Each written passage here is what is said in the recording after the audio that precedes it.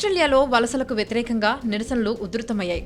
August 31న March for Australia పేరుతో దాదాపు 20 నగరాల్లో వేలాది మంది ఆస్ట్రేలియన్లు నిరసన ప్రదర్శనలు నిర్వహించారు.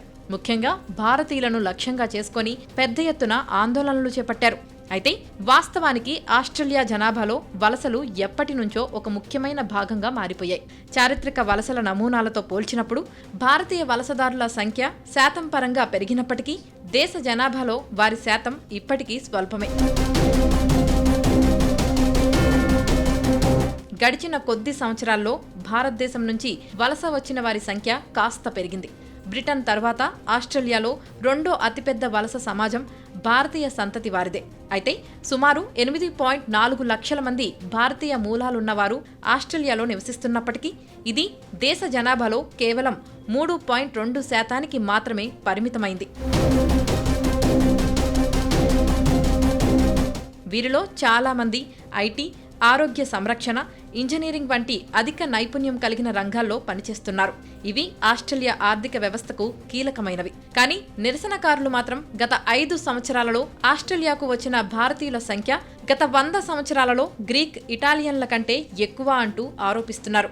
ఇది కేవలం వలసలకు సంబంధించిన విషయం మాత్రమే కాదని, దేశ జనాభా, సంస్కృతిని నాశనం చేసే ప్రయత్నమని చెప్పారు. అందుకే భారతీయులు దేశాన్ని వదిలి వెళ్లిపోవాలంటూ నినాదాలు చేశారు. ఈ వాదనలు జాత్య అహంకారంపై ఆధారపడి ఉన్నాయని ఆస్ట్రేలియా ప్రభుత్వం, ప్రతిపక్షాలు ముక్త కంఠంతో ఖండించాయి. మరోవైపు ఆస్ట్రేలియా ప్రధానమంత్రి ఆంటోనీ అల్బనీస్ సైతం ఈ ఆరోపణలు సరైనవి కావని స్పష్టం చేశారు. ఆస్ట్రేలియా ఒక బహుళ సాంస్కృతిక దేశమని, ఈ రకమైన జాతి వివక్షలకు, విద్వేషాలకు ఇక్కడ తావు లేదని తేల్చి చెప్పారు. ఈ ర్యాలీలు దేశంలో విభజనను సృష్టించేందుకు చేస్తున్నవని, సమాజంలో సామరస్యానికి ఇవి తోడ్పడవని అన్నారు. ముఖ్యంగా నియో నాజీలతో ఈ ర్యాలీలకు ఉన్న సంబంధంపై దర్యాప్తు జరుగుతుందని అధికారులు తెలిపారు.